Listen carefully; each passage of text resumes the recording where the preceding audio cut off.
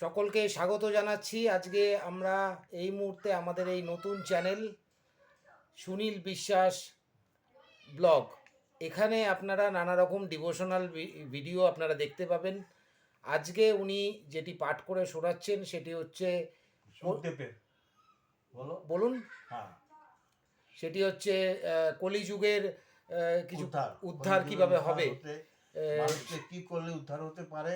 কি কি করলে মানুষ উদ্ধার হবে সেই বিষয়ে আজকে তিনি এখানে পাঠ করে শোনাচ্ছেন।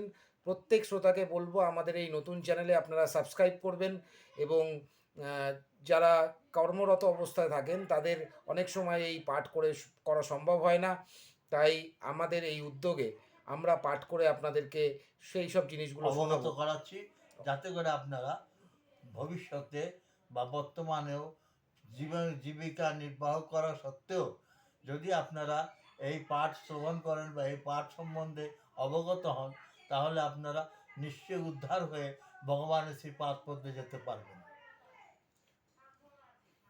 বেশ, এবার শুরু করি। হ্যাঁ, এবার আমি শুরু করছি যে সুখদেবের যে বাণী উনি দিয়ে গেছেন, সুখদেব যে কিভাবে কলিযুগে মানুষ উদ্ধার হবে সে সম্বন্ধে তিনি কিছু লিপিবদ্ধ করেছেন এবং বলেছেন যে এই করলে পরে আমরা কলিযুগের জীবেরা উদ্ধার হতে পারবো।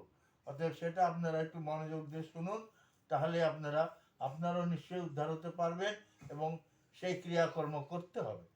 হে রাজন, মৃত্যুশয্যায়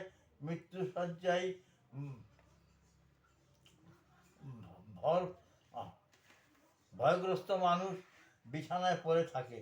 সেই সময়ে যদি সে ভগবান ভগবান শরীর ভগবান শ্রীহরির পবিত্র নাম উচ্চারণ করে, তাহলেও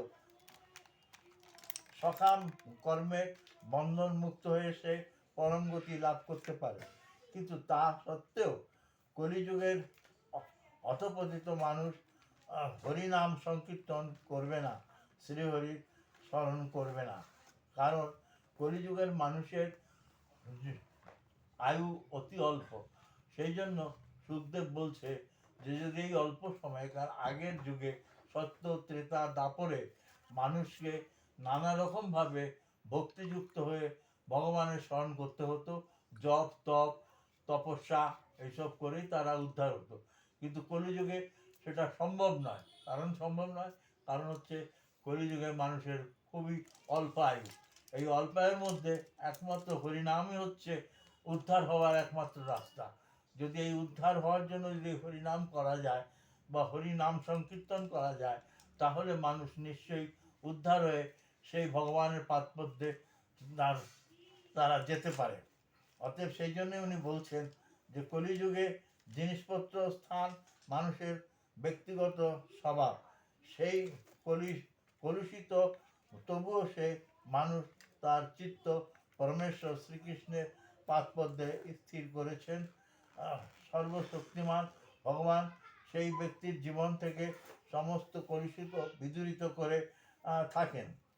কেউ যদি শ্রীকৃষ্ণ কথা শ্রবণ করে, কীর্তন করে, স্মরণ করে, শ্রীকৃষ্ণের আরাধনা করে, শ্রীকৃষ্ণের প্রতি শ্রদ্ধা নিবেদন করে, তাহলে তার সকল জন্মের অর্জিত কলুষিত বিনষ্ট হয়ে যায়। সোনার মধ্যে আগুন দিয়ে যেমন অন্য ধাতু বর্ণের কলুষ যেমন বিদূরিত হয়, তেমনি হৃদয়ে অবস্থিত ভগবান ভক্তদের মন পবিত্র করে। কত রকমের দেবদেবীর আরাধনা, কত রকমের মন্ত্র জপ, তপস্যা, মৈত্রী, তীর্থস্থান, ব্রত, দান করলেও মানুষ শুদ্ধ হয় না। যেটি সম্ভব হয় একমাত্র শ্রীহরিকে মন প্রাণ ভরে স্মরণ করলে। সত্যযুগে শ্রী বিষ্ণুর ধ্যান করে, ত্রেতা যুগে যজ্ঞ অনুষ্ঠান করে, দাপর যুগে ভগবান বিগ্রহ অর্চনা করে যে ফল লাভ হয়, কলিযুগে একমাত্র শুধুমাত্র হরির নাম সংকীর্তন করেই সেই সমস্ত ফল লাভ করা হয়ে থাকে। অতএব আপনারা দয়া করে এই হরিনাম সংকীর্তনে যোগদান করুন এবং হরিনাম সংকীর্তন যতটা সম্ভব ঘরে বসে করুন। তাতে সবাই মিলে ঘরের যত মেম্বার আছে তারা সবাই মিলে যদি একসাথে একবেলা হোক, দুই বেলা, যদি দুই বেলা সম্ভব করবেন, নয়তো একবেলা অন্তত করুন। করে দেখবেন যে আপনারা ঠিকই হরিনামের গুণে সেই ভগবানের শ্রীপাদ পদ্মে আপনারা উদ্ধার হয়ে যাবেন। জয় জয় শ্রী হরি, জয় শ্রী হরি, জয় শ্রী হরি।